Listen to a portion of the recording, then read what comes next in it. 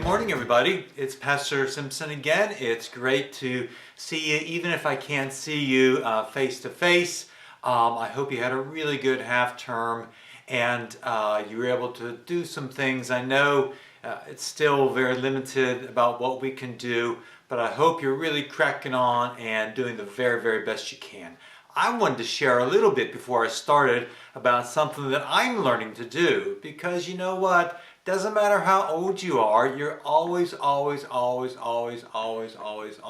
should be learning. Okay? So I'm learning something. I'm trying to learn how to do some painting. And I want to show you a couple of pictures that I did. And here's one that I did just when I first started. And so this is kind of a mountain with the sky up above and some trees down through there and then the water. So that's the first one that I did. And then another one, and you can see right now my pictures all kind of look somewhat the same, but I'm learning different kind of ways of doing it. This is another one, and this is one that sort of has a sky and then it has two sort of mountains, and then there's some water and you can see a bit of reflection in the water. So it's a different kind of picture. And then I just did one a couple of days ago. It's this one right here in the back. And there again, it's the same sort of thing. So I'm practicing this kind of picture to be able to maybe get good at this one and to be able to move off onto others, just like you're practicing your reading and your writing and your numeracy in school. So really work hard to the very best you can, because I know what's happening soon is what? Christmas, I know. And so I was thinking, you know, we've been learning a couple signs, and so for British Sign Language, the sign for Christmas is this. If you hold out one of your hands, kind of like that, and take your other hand and kind of swipe it like that, and then do like that. So, Christmas. Can you do that with me? Let's do it again. Put your hand up, and then like that, almost like you're petting your hand, and then boom, like that. So, Christmas. Another sign that I saw that is like this. Can you imagine why that would be? Of course, Father Christmas and his beard.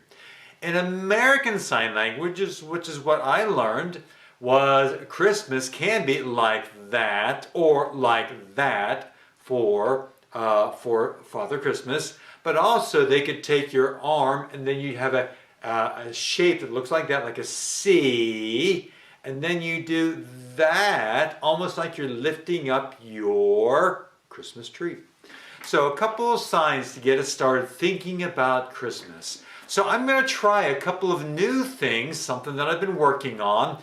And so we're going to be doing some drawings in a bit of a different way. And we're going to be thinking about all the different characters in the story about Jesus being born. And remember, with all the fun things about Christmas, and I love the parties, I love all the food, trust me, I really like all the food. I love the presents, I love the Christmas lights, all those things are so wonderful, so fun, but really, let's not forget what it's really all about. Christmas is all about remembering and celebrating my birthday. No. Your birthday. No. Maybe your birthday is in December. My daughter's birthday is December 28th, only 3 days after Christmas. But Christmas is about remembering Jesus' birthday. So as we get started today, let's just think about that time many years ago, how that there were some very special people and God was getting everything ready to do an amazing thing. Here we go. As we all know, the story of Jesus' birth is an amazing tale full of wonderful things. There were animals like donkeys. Can you make the sound of a donkey? There were camels. What sound does a camel make? I don't know. What sound do you think a camel might make?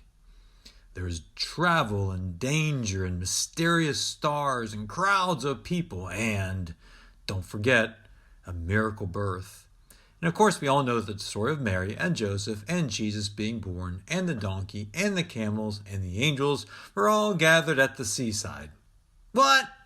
No, no, no, no, no, no, no, no, no, no, no, not at the seaside.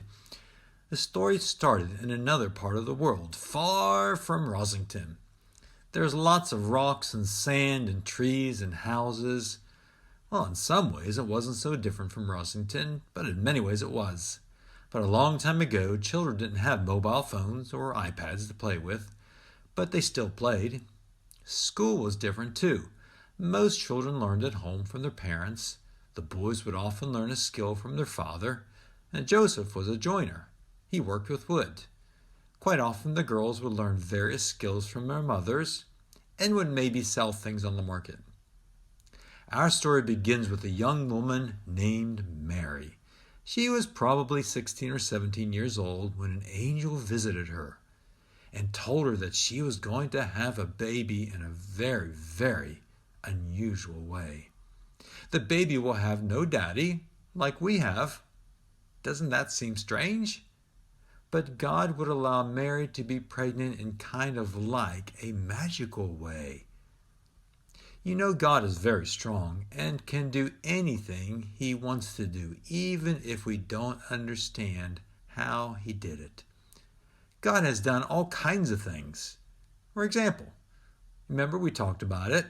He created the world. He made the trees and the animals, and He made us.